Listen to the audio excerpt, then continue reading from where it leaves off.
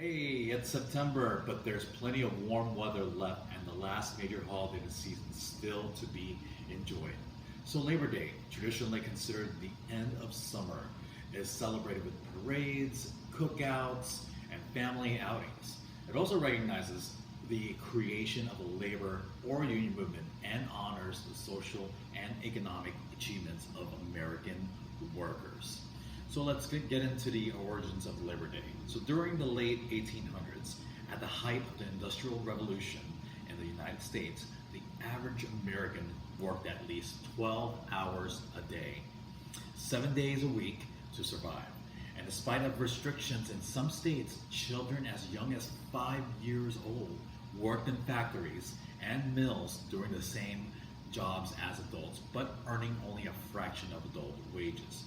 Unsafe working conditions were the order of the day. So labor unions, although still in their infancy, were becoming stronger, more vocal, and more violent. Unions were organizing strikes and rallies in protest of long hours and poor working conditions in an effort to compel employers to negotiate. One of these rallies was destined to become the first Labor Day parade in the United States. On September 5th, 1882, the Central Labor Union in New York City, a large organization made up of members from many local unions, and held a working men's holiday. It began with a parade that included 10,000 people, all taking the day off without pay, and ended with a huge picnic in Wendell's Elm Park, the largest park in New York City at that time. So the afternoon included speeches from union leadership and live music provided by the Jewelers Union.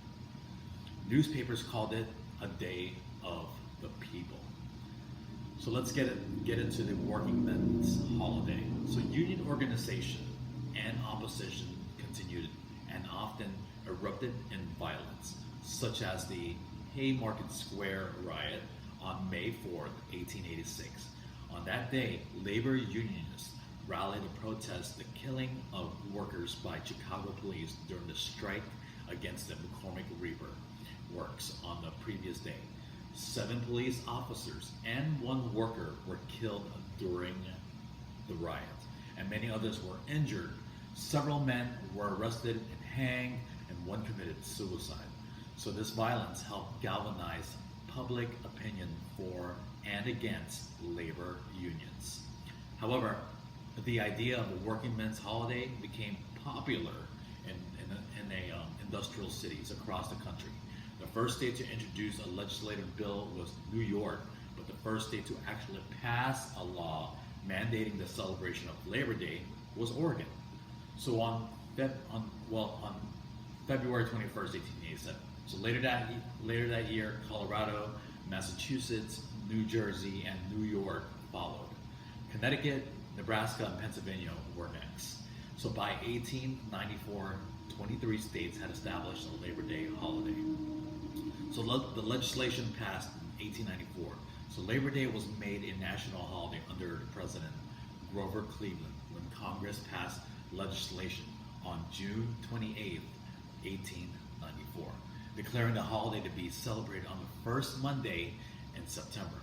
So many historians view Cleveland's enactment of the Labor Day legislation as politically motivated. So the bill had been rushed through Congress and was passed anonymously by both houses. Just 6 days after the president used troops to violently break a railroad strike, midterm elections were to be held in 1894, and Cleveland hoped that passing the Labor Day legislation would heal his breach with the unions and benefit his party politically.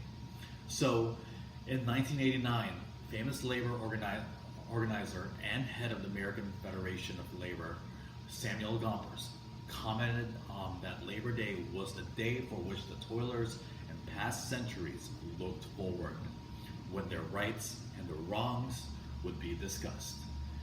That the workers of our days may not only lay down their tools of labor for a holiday, but upon which they may touch shoulders in marching phalanx and feel the stronger for it.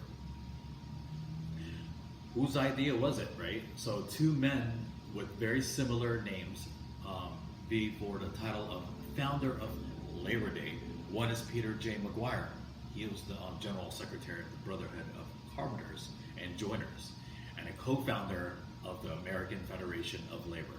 7 years after the first Labor Day parade in 1882, the Union Journal of the Carpenters and Joiners published an article claiming that Peter J. McGuire made the original proposal for the parade in New York and called for a day to be set aside as Labor Day.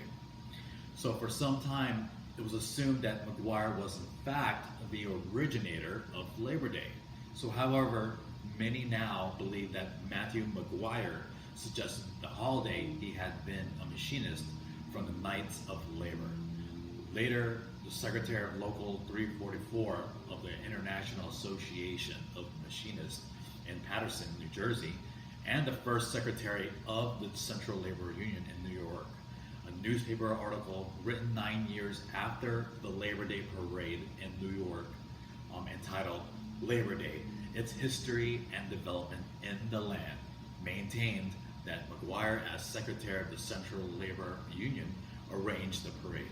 6 years later, the Grand Marshal of the 1882 parade reminisced about how McGuire from the Knights of Labor had suggested that the Central Labor Union organize all the unions in New York City for a parade to show the strength and solidarity of the labor movement.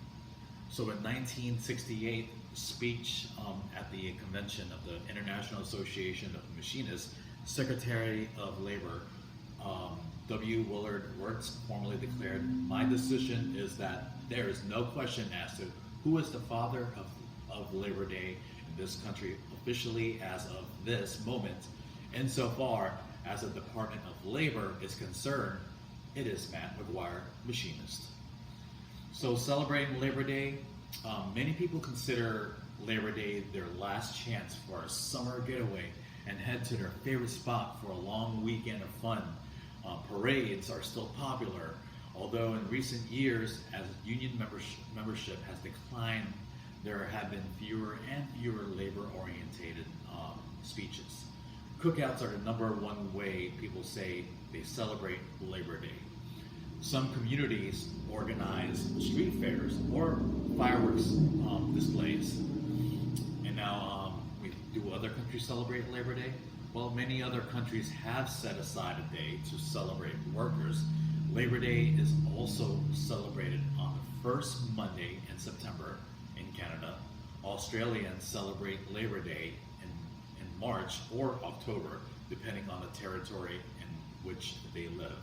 In the Bahamas, Labor Day is celebrated on the first Friday of June, and other countries around the world celebrate International Workers' Day or May Day on May 1st. Well, I hope you all enjoyed our talk about Labor Day. Thank you.